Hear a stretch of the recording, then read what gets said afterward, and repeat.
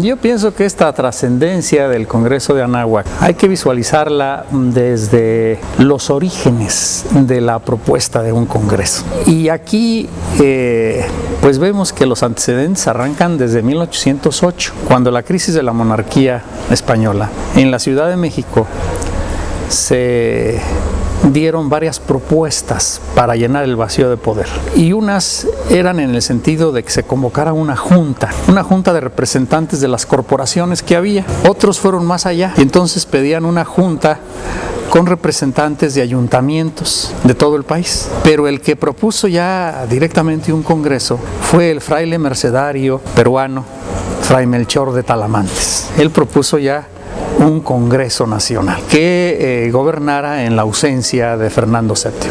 Como sabemos, todas estas propuestas pues no fructificaron en su momento porque hubo un golpe de Estado. La oligarquía de la Ciudad de México, los españoles de ahí y otros se unieron y encarcelaron a los que habían lanzado estas propuestas. Murieron 2 en la cárcel y esto originó un mayor descontento del que ya había. Fue como la gota que colmó el plato, y se vinieron entonces las conspiraciones, otras de Valladolid y luego la de Querétaro. Y en el caso de la de Querétaro también allí hubo varias propuestas, no hubo una sola. Las diferencias que luego afloraron, por ejemplo, entre Allende e Hidalgo, pues ya venían desde antes. Lo que sucede es que la conspiración de Querétaro no tuvo tiempo de madurar.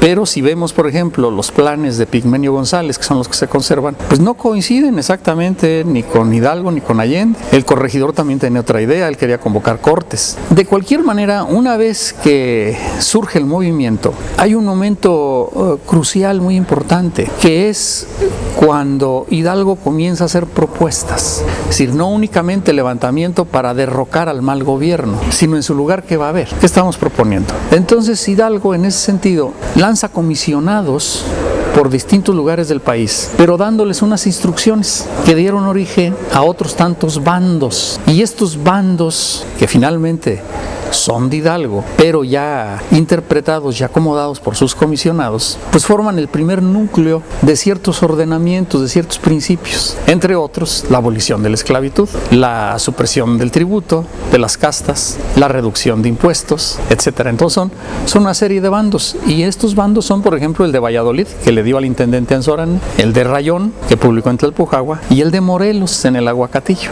Hay otros, pero todos esos coinciden en puntos esenciales, como son los que dije. Pero aparte de eso, cuando Hidalgo, insurgente, pasa segunda vez por Valladolid, tiene ya en sus manos el decreto que había lanzado la Inquisición para citarlo a comparecer, a que respondiera de las acusaciones que le hacía el fiscal. Ese decreto no era la condenación de Hidalgo por la Inquisición, era un decreto que lo conminaba a que compareciera a responder. Y venían las acusaciones ahí. Entonces Hidalgo, estando en Valladolid esa segunda vez, en noviembre de 1810, da una contestación sobre algunos de esos cargos, mostrando lo infundado que estaban. Pero al final hace una propuesta interesantísima, que es básica para todo lo que vamos a exponer ahora. Dice: establezcamos un congreso que dicte leyes suaves, benéficas, acomodadas a las circunstancias de los pueblos. Los representantes que dicten estas leyes sean representantes de las ciudades, villas, pueblos y lugares del país. Y estos representantes, mediante esas leyes suaves y benéficas,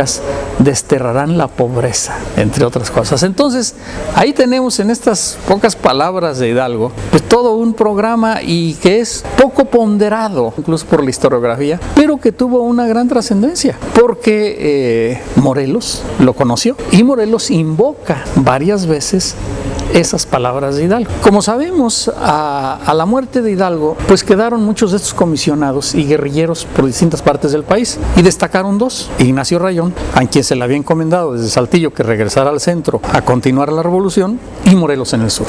Ignacio Rayón, que era abogado, él consideró desde un principio que era muy importante legitimar el movimiento de una manera formal, pero en este sentido él seguía más la postura de Allende, y la postura de Allende era fidelista, en el sentido de que quería Allende la convocación de una junta semejante a las propuestas de 8 que gobernara en nombre de Fernando VII. Ignacio Rayón sigue esa línea de Allende y convoca la Suprema Junta Nacional Nacional Gubernativa en agosto de 1811 en Zitácuaro. Y naturalmente esa junta la apellida con el nombre del rey, Fernando VII.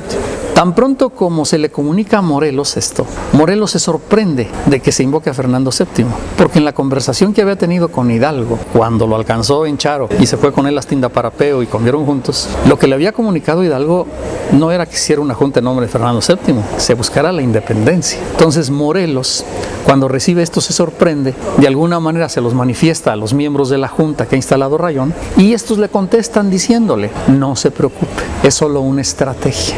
Nos conviene invocar al rey porque la figura del rey sigue siendo mítica para gran parte de la población. Entonces nos conviene, pero lo que buscamos es la independencia.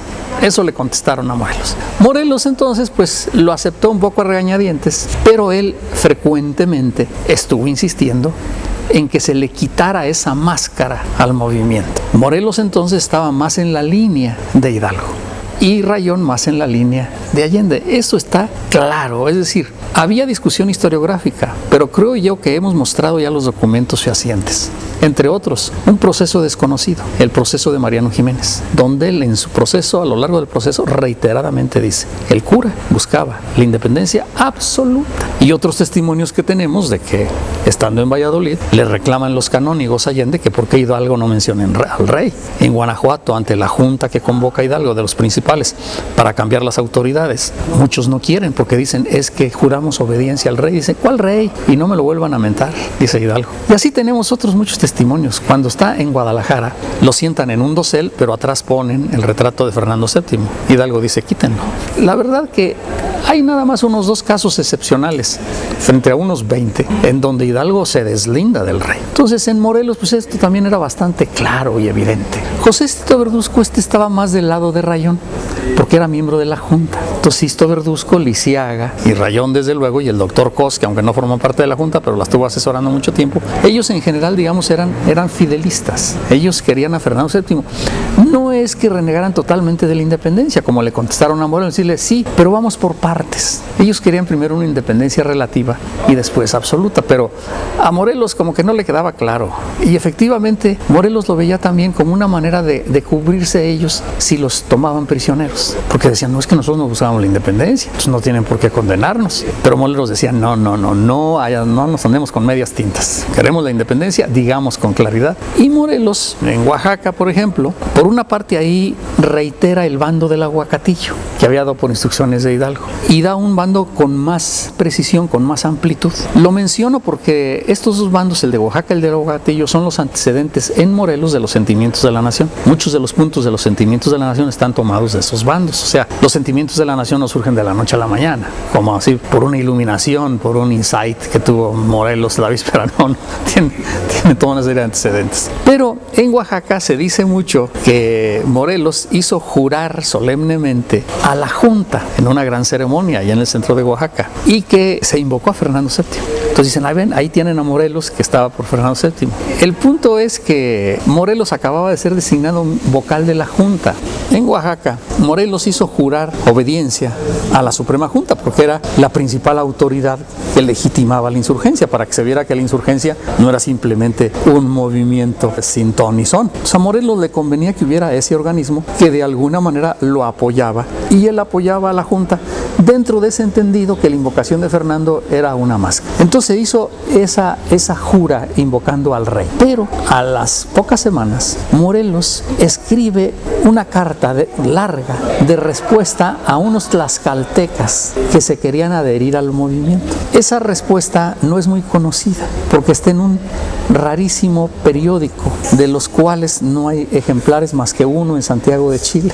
Y en esa respuesta a los tlaxcaltecas, Morelos con toda claridad dice que a un pueblo conquistado le es lícito reconquistarse, y sobre todo cuando el rey se vuelve tirano, en lo cual resuenan doctrinas no precisamente de los enciclopedistas franceses, sino del contractualismo de la escolástica de Francisco Suárez, etcétera, ¿no? Pero al final de ese párrafo dice más: no hay Fernando VII, no nos interesa, y una nación tiene el derecho no nada más de cambiar de rey, sino de cambiar de forma de gobierno. Es clarísimo. Entonces eso compensa y contradice la jura de la Junta. Dice: bueno, pues es efectivamente algo meramente estratégico, algo transitorio y demás, pero mi verdadero pensamiento es este. Y en ese documento no justifica el movimiento para nada, invocando a Fernando VII, sino más bien negándolo. Para ese tiempo, Ignacio Rayón, desde abril de 1812, lo de Oaxaca es a fines de 12, desde abril Ignacio Rayón había elaborado los elementos de nuestra Constitución, que son 30 y tantos artículos en donde efectivamente se enuncian principios organizativos de la insurgencia, e inclusive algunos artículos vienen a ser como elementos